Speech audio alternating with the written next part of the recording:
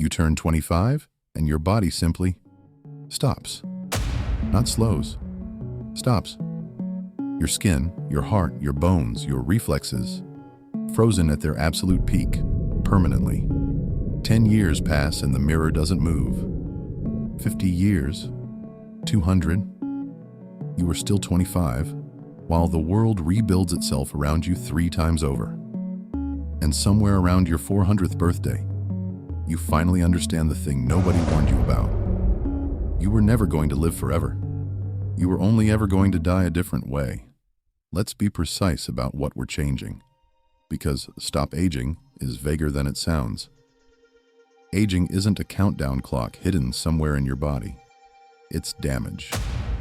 Every day, your cells copy themselves imperfectly. Proteins misfold. Mitochondria wear out.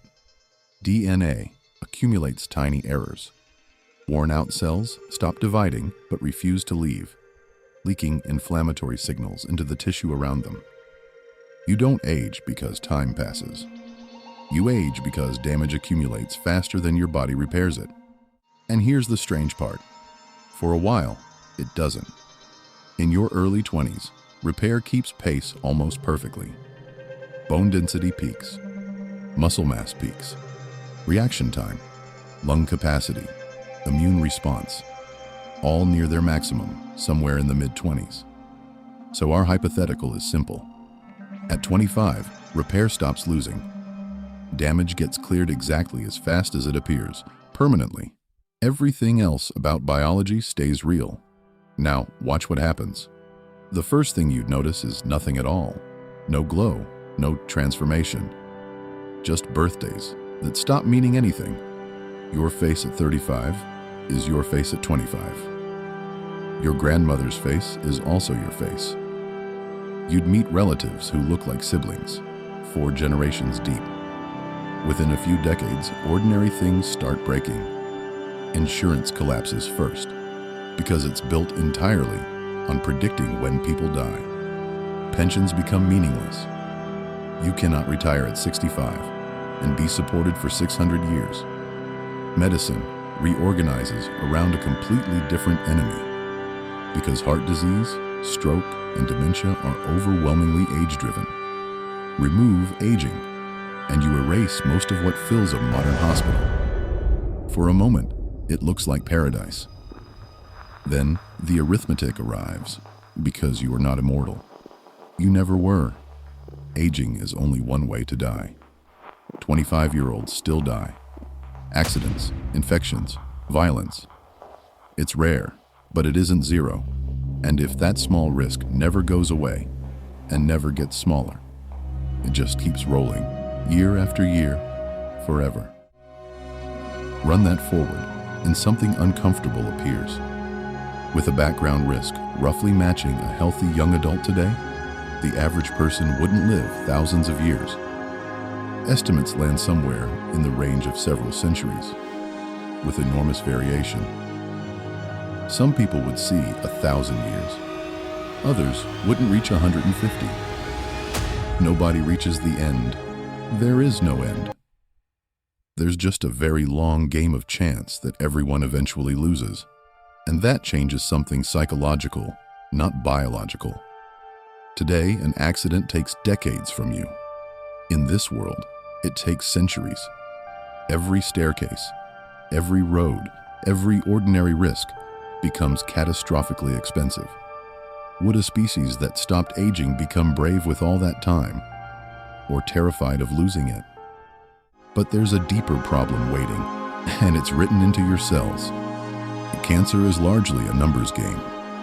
Every cell division carries a small chance of a mutation, and cancer emerges when enough of the wrong mutations stack up in one cell line. That's the real reason cancer risk climbs so steeply with age. Not because old bodies are cursed, but because they've had more time to roll the dice. Now give a body 500 years of dice rolls. Unless our hypothetical repair system also catches every one of those mutations, cancer wouldn't just remain. It would become almost the only thing that kills you biologically. We'd have traded 100 diseases for one and made it nearly universal. Which raises an obvious question. Has nature ever solved this? Remarkably, yes. Partially. Some species show what biologists call negligible senescence. Their risk of dying doesn't meaningfully rise as they get older.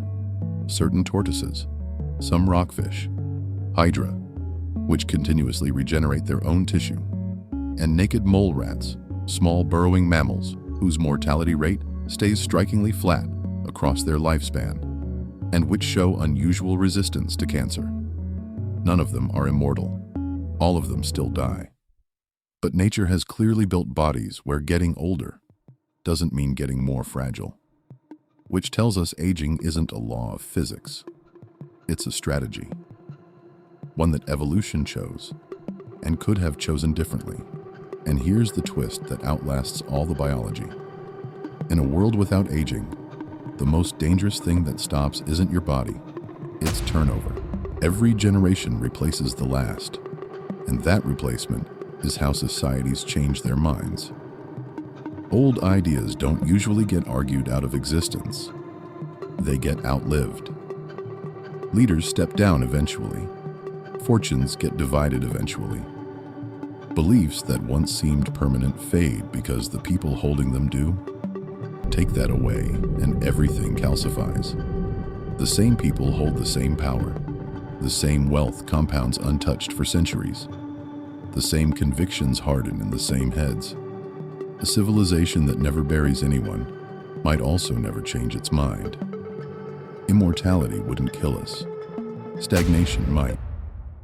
And maybe that's the honest answer buried in this fantasy. We don't actually want infinite time. We want enough of it.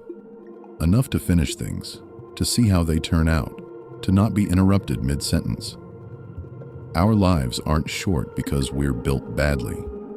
They're short because we're built from things that wear out. Everything that lives does. So here's tonight's question. If your body stopped at 25 and you got 4 centuries instead of 8 decades, what would you finally have time to become?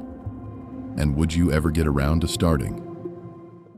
Every question creates a new reality, and reality is just one version of the truth. Every possibility deserves exploration. The next one begins with a single question. What if? Subscribe and explore what comes next.